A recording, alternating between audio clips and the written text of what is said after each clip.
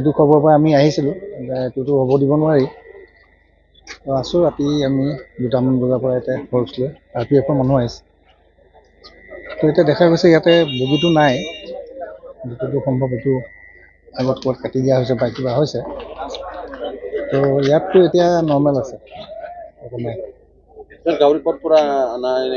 বিশেষ সেই খবৰটো নাই আমাৰ হাতত, খালি তেওঁলোকে বাধা দিয়াৰ কথা আছে। কিমানজন আহিছিল? 5জনমান আমি খবৰ পাইছোঁ, সংগঠনৰ মানুহ 5জনমান আহিছিলে। বাকী হয়তো মানুহ আহিলেহেঁতেন ইয়াত, এতিয়াতো হোৱা নাই এইটো বস্তু। এইটো আমি ফুড পিছতে ৰাখিছোঁ। আমি জানিবলৈ পাইছোঁ য'ত শ্ৰীৰামপুৰত বগীটো কাটি ৰখা হৈছে। স্পেচিফিক খবৰটো মোৰ তাত অহা নাই এতিয়া কাটি ৰাখিছে বুলি, কিন্তু এতিয়া ইয়াত নাই দেখিছোঁ। ট্ৰেইন গাড়ী কি ক'ৰ পৰা আহে? এইটো বিবেক এক্সপ্ৰেছ, চাউথৰ পৰা আহে। কন্যাকুমাৰী। ঠিক আছে। অসমত স্থানীয় থলুৱা গাহৰি পালকসকলে যোগ কৰি গাহৰি পালন কৰিছে। আমি বহু ক্ষেত্ৰত দেখা পাইছোঁ ইয়াতে বহিৰাজ্যৰ পৰা যিসকলে ছাপ্লাই কৰি আছে তাৰ ভিতৰত মাতবাৰ চলিছে। কালি আজি পুৱতি নিশাখনকে এটা প্ৰতিনিধি কাৰ্যসূচী গ্ৰহণ কৰিছে। লগতে শ্ৰীৰামপুৰত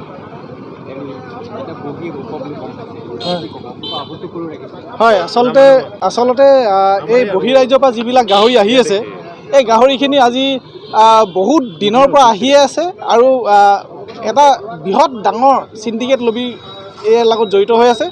বিশেষকৈ আজিৰ তাৰিখত যিখন ৰেলৱে যোগেদি যিখিনি গাহৰি আহি আছিলে, এইখিনি ৰেলৱেৰ বৃহৎ যিসকল বিষয়া আছে, এই বিষয়াসকল সম্পূৰ্ণভাৱে জড়িত হৈ আছে। কিয়নো এইটো আমি বুজিবলৈ বা জানিবলৈ বাধ্য হৈ পৰিছোঁ যে 27 তাৰিখৰ দিনাখন, যোৱা মাহৰ 27 তাৰিখৰ দিনাখন যিখন SOP ওলালে, অসম চৰকাৰৰ তৰফৰ পৰা SOP জাৰি কৰাৰ পাছত এই 4 তাৰিখৰ দিনাখন চেন্নাই ইৰোড বুলি যিটো ষ্টেচন আছে, সেই ষ্টেচনৰ পৰা আকৌ গাড়ী লোড হৈছে। কালিও লোড হৈছে, আজিও লোড হৈছে। ডেইলি অহৰহ তাত গাহৰিবোৰ লোড হৈ আছে। আমি জনামতে এখন ট্ৰেইলাৰ মানে এটা যিটো বুগী আহে ট্ৰেইনৰ, সেই বুগীটোত 104টা গাহৰি লোড কৰিব লাগে, কিন্তু 104টা জেগাত তাত 150টাকৈ গাহৰি লোড কৰি আছে।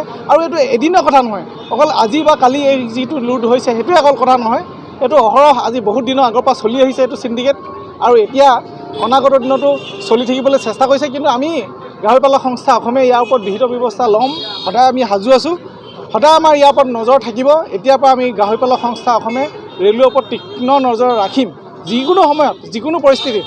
আজি আমাক ইয়াতে প্ৰায় 12 ঘণ্টা কি 14 ঘণ্টামান আমাক ইয়াত আবদ্ধ কৰি ৰাখিছে, কিন্তু আহিবলগীয়া দিনত 12 ঘণ্টা 14 ঘণ্টা আবদ্ধ কৰা কি, আমাক 12 বছৰ জেল দিলেও আমি কিন্তু এনেকুৱা ধৰণৰ কাৰ্যসূচীবিলাক কৰি থাকিবলৈ বাধ্য হ'ম।